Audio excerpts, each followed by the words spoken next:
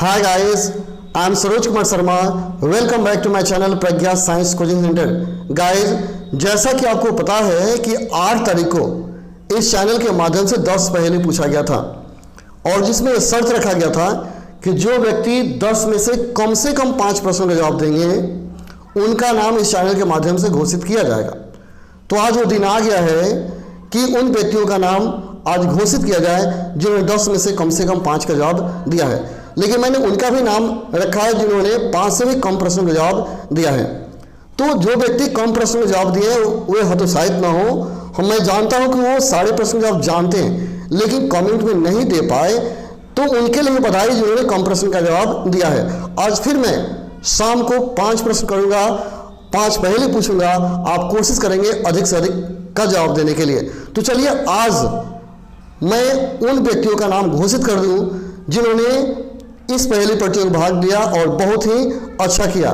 तो मैं सबसे पहले ये कहना चाहूँगा कि आप लोग पहेली में भाग लें और बढ़ चढ़ के भाग लें. तो चलिए आज मैं जान लेता हूँ उन व्यक्तियों का नाम जिन्होंने बहुत ही अच्छा किया है इस पहेली प्रतियोगिता में.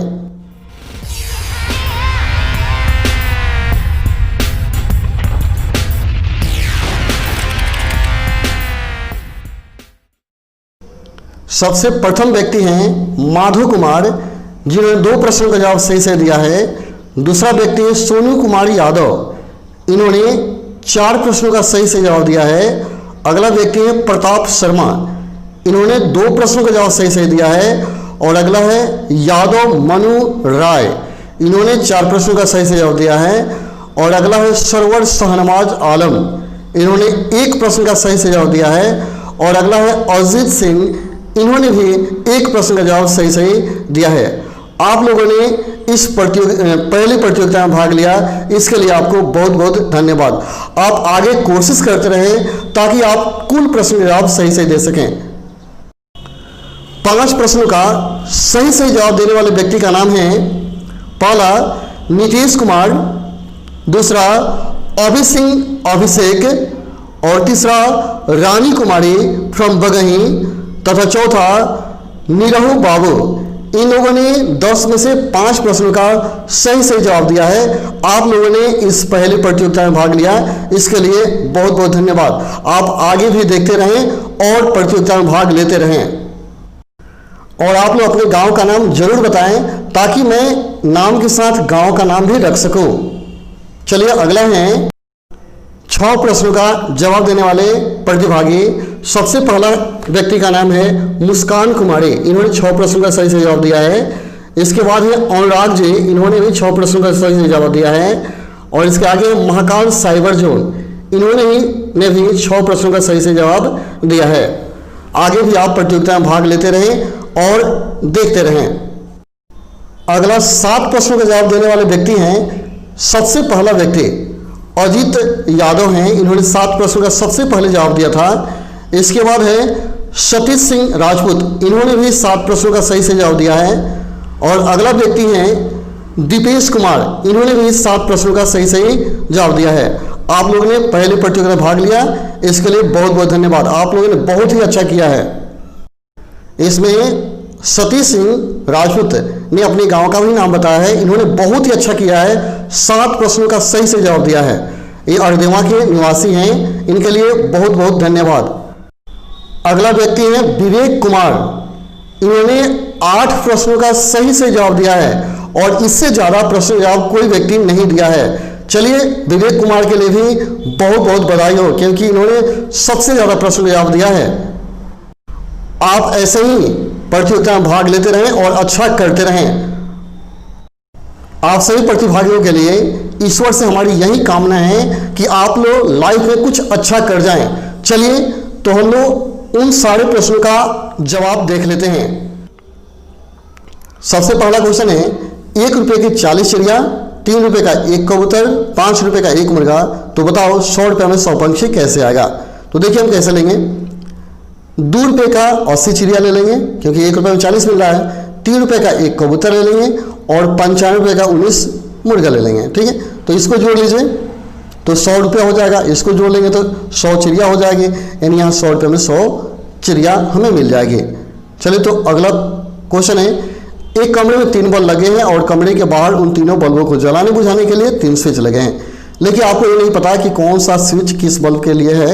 यदि आपको मौका दिया जाए कि आप किसी भी स्विच को ऑन या ऑफ कर सकते हैं, जितना बार चाहे उतना बार, फिर आप उस कमरे के अंदर जाते हैं और बताना है आपको कि कौन सा स्विच किस बल्ब का है, लेकिन एक बार अंदर जाने के बाद आप बाहर नहीं आ सकते हैं। तो यहाँ आप क्या करेंगे, साइंस के नियमों का उपयोग कर लेंगे। हम जानते हैं कि बल्ब को जलाने पर वो गर्म हो जाता है, तो पहले हम क्या करेंगे, एक बल्ब को घर के बाहर रहेंगे, किसी एक स्विच को ऑन कर देंगे और कुछ देर तक उसे ऑन रखेंगे और उसे ऑफ कर देंगे और दूसरे स्विच जला करके हम अंदर चले जाएंगे।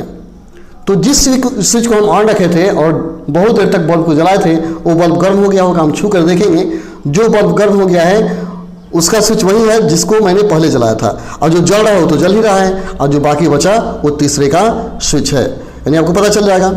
आज समझ में मैंने क्या बताया कि एक स्विच को पहले 3 स्विच को पता करना है, एक स्विच को कुछ देर तक ऑन रखेंगे, तो बल्ब क्या होगा, कुछ देर में गर्म हो जाएगा। हम उसको क्या करेंगे, स्विच को ऑफ कर देंगे और दूसरे स्विच को ऑन करके घर के अंदर प्रवेश कर जाएंगे और घर बंद कर देंगे, और बल्ब को छू कर देखेंगे। जो गर्म होगा वह प्रथम बल्ब, जो बल्ब है वो प्रथम स्विच का बल्ब है, और जो जल रहा है वो दूसरे स्विच का है, और जो बुझा है वो तो तीसरे स्विच का बल्ब है। पता चल जाएगा आपको। अगला क्वेश्चन है, एक औरत ट्रेन में सफर कर रही थी। जब ट्रेन प्लेटफॉर्म पर रुकी तो उसका पति पानी लेने चला गया। तभी टीटी आ गया। टीटी ने टिकट मांगा तो औरत ने कहा कि टिकट मेरे पति के पास है। टीटी ने उसके पति का नाम पूछा तो उस औरत ने बताया कि हमारे यहाँ पति का नाम नहीं लिया जाता है। जब टीटी जोड़ दिया तो औरत ने कहा मेरे पति का नाम वह है जिससे ट्रेन चलती और रुकती है। टीटी समझ गया और चला गया। अब आप बताइए कि औरत के पति का नाम क्या था। तो औरत के पति का नाम हरिलाल था। हरिलाल, इसका मतलब हरा से ट्रेन चलती है और लाल से ट्रेन रुकती है। औरत ने यही कहा था कि ट्रेन चलती रुकती है, तो हरा से चलती है और लाल से रुकती है। अगला है, हरिलाल हो गया आंसर। अगला है, सीमा ने अपने अलमारी में 12 सफ़ेद और 12 काले मोजे रखे हैं। यदि कमरे में पूरा अंधेरा हो तो उसे कम से कम कितने मोजे उठाने चाहिए कि एक जोड़ी दाएं और बाएं पैर के मोजे उसे मिल जाए। तो सिंपल सी बात है, आप देख लीजिए, बिल्कुल याद रखेंगे कि जो मोजे होते हैं हमेशा दाएं और बाएं के नहीं होते हैं, दाएं और बाएं पैर के नहीं होते हैं। लेडीज़ हैं तो दाएं पैर के हैं, लेकिन दाएं बाएं के मोजे नहीं होते हैं। लेकिन ये क्लियर याद रखेंगे कि यदि हम 3 मोजा उठाएंगे तो 3 में निश्चित क्या होगा, 2 समान कलर का हो जाएगा। क्योंकि हमने यहाँ क्लियर याद रखें कि 12 जोड़ा सफ़ेद का है और 12 जोड़ा काला का है। तो एक में अगर फेंटा हुआ हो तो कोई 3 को मोजा उठा लेंगे तो 3 को में निश्चित 2 समान कलर का हो जाएगा। तो हम क्या करेंगे, 3 मोजा हमको उठाना होगा और 2 क्या होगा, आपके पैरों का हो जाएगा। तो देखिए हमने लिख दिया है, मोजे दाएं या बाएं पैर के नहीं होते और सभी एक समान होते हैं। इस प्रकार यदि सीमा 3 मोजे उठा ले तो उसमें से या तो सफ़ेद या काले एक जोड़े जरूर मिल जाएंगे। एंड 3 मोजा उसको उठाना होगा। 3 में निश्चित 2 एक रंग का हो जाएगा। अगला क्वेश्चन है, आप नदी के पास हैं और आपके पास एक 5 लीटर का और एक 3 लीटर का नापने का डिब्बा है। अगर आपको 1 लीटर पानी नापना हो तो आप कैसे नापेंगे। तो सिंपल सी बात है कि आपके पास सिर्फ 3 लीटर और 5 लीटर का डब्बा है। इस बात को क्लियर देख लीजिए।